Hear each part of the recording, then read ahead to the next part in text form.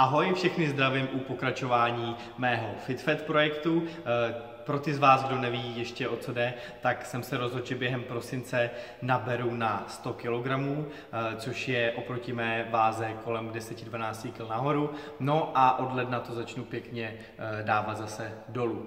Spousta z vás mi psala, že to není nic těžkého, že člověk, který je trénovaný, který ví jak na to, takže prostě spíš si jenom jako honí triko a ukáže jenom, že prostě je jako frajer. Tohle to nebylo úplně záměr tohohle projektu, ale je mi jasný, že jsem ho úplně ještě nevysvětlil, takže teď se do toho trošku pustím. To, že já jako člověk, který je zvyklý trénovat, který už si podobnou proměnou jednou prošel, tak to bude mít jednodušší, tak o tom žádná. Mám poměrně dost svalové hmoty a ten tuk se mi sice bude ukládat, nebude to jenom voda, ale tím, že jsem zvyklý na zdravý životní styl, tím, že jsem zvyklý cvičit, už má ty svaly mají nějakou svoji paměť, tak jo, bude mi to líp než nějakému člověku, který nikdy necvičil. To je jasné. Ale já chci zároveň v tomhletom projektu ukázat, jak by to měli dělat lidi, kteří právě se cvičením a se zdravou stravou začínají, kteří chtějí zhubnout, ale nechtějí podstupovat nějaký drastické diety, spíš chtějí poradit, co jo a co ne. Máme s Evičkou, s mojí přítelkyní, x let zkušeností s našimi klienty, a myslíme si, že můžeme předat pár věcí dál. Takže to je jenom na vysvětlenou, že tenhle ten projekt není primárně jenom o mně, ale může se tam najít každý. Budu samozřejmě postovat spoustu věcí, jak to dělám já, takže i třeba nějaký člověk, který už má dost zkušeností za sebou, tak si může něco vzít. Neříkám, že všechno, to si nikdo nevezme všechno a nemělo by to tak být. Vždycky byste si to měli dát sami na sebe a vzít si z toho kus toho nejlepšího a zbytek třeba zahodit.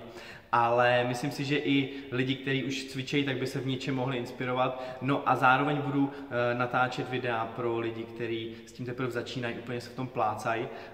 Třeba jsem začal dělat seriál Dietní chyby, který byl hodně propíraný, hodně jste se o něm bavili, ať už v pozitivním nebo v negativním slova smyslu. Takhle to prostě děláme my, takhle to radíme našim klientům, my máme výsledky, ty klienti mají výsledky a není jedna správná cesta. Jo?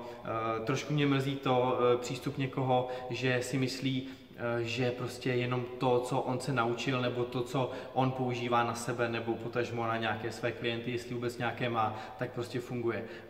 Jako já neříkám, že jenom to, co říkáme my, tak prostě je na 100% pravda a nic jiného neplatí, tak by k tomu měl mít přístup každý a zase vzít si z toho to, co on potřebuje, to, z čeho se dá něco vzít a něco třeba zase zahodit. Prostě je to jenom na vás. Jsem moc rád, že ten projekt sledujete, protože ani jsem to nečekal, že tolik lidí se o to bude zajímat, tolik lidí mě začne sledovat na Instagramu, začne sledovat komplet náš projekt a věřím, že to bude pro každýho přínosný a moc vám děkuju, že to sdílíte a že jste tady se mnou. Jinak, co se týká další motivace přidané, kterou nebude mít ten projekt, ale bude mít jiný, o kterou jste si taky psali, tak od ledna spouštíme projekt Do formy s Evčou a s Kubou. Bude to ve spolupráci s Nutrendem a budeme tam na reálně obézním člověku ukazovat, jak by měl cvičit, jak by měl hubnout, jak by měl jíst. Takže tohleto bych chtěl upozornit, že bude taky zajímavý projekt a vlastně o to jste si hodně psali, že mám dát do formy někoho, kdo je reálně obézní a ne, že já se vyžeru za měsíc a pak se mi to bude lehce schazovat. Co se týká toho režimu, jak ho zvládám, hodně se mě na to ptáte, každýho, koho potkám, tak se mě ptá, jak mi jde tloustnutí, tak dneska proběhlo samozřejmě další kontrolní vážení, který si ukážeme za chvilku. Co se týká toho samotného cpaní do sebe, toho junk foodu, těch čokolád a pizz a limonád a nevím čeho všeho ještě, tak 1-2 dny to je super a to asi známe každý, ale když to musíte to do sebe cpát několik týdnů v kuse, tak už se vám to hodně protiví. Co se týká pohybu, tak snažím se pohyb omezit na minimum, i když ten týden jsem měl pár úletů, hrál jsem 2krát hokej, měl jsem to hodně dopředu domluvený, k tomu jsem se vám přiznal, to se můžete podívat tady. Chci k vám být naprosto upřímný a taky nechci, aby se to někde objevilo v bulváru, takže to říkám rovnou, chybovat je lidský a já jsem se zase hejbal prostě. Je mi to moc líto a snad už to neudělám do konce roku.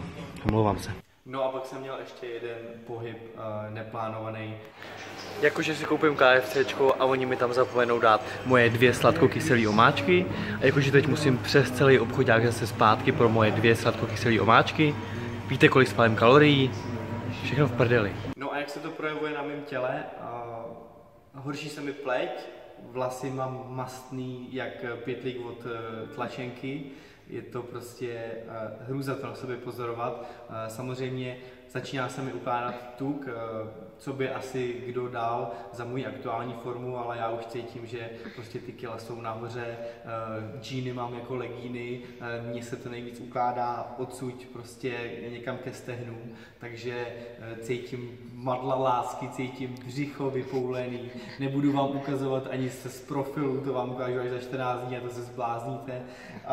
Stehna, zadek, prostě masakr, jo, takže už to na sobě fakt začínám cítit, něco z toho je voda, ale ten tuk tam taky je.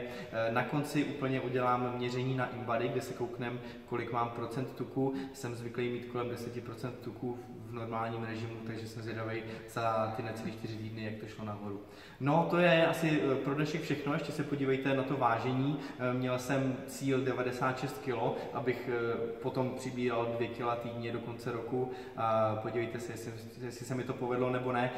Každopádně bych chtěl jenom říct, že to není úplně to, proč ten projekt vznikl, a i kdybych se náhodou na těch 100 kg nedostal, tak si myslím, že je ta hlavní inspirace a to všechno kolem bude někde jinde. Takže děkuji, že nás sledujete a sledujte nás dál. Mějte se krásně. Ahoj. Jdeme na vážení. Tak, kolik tam bude? 95,6. No, slušná práce.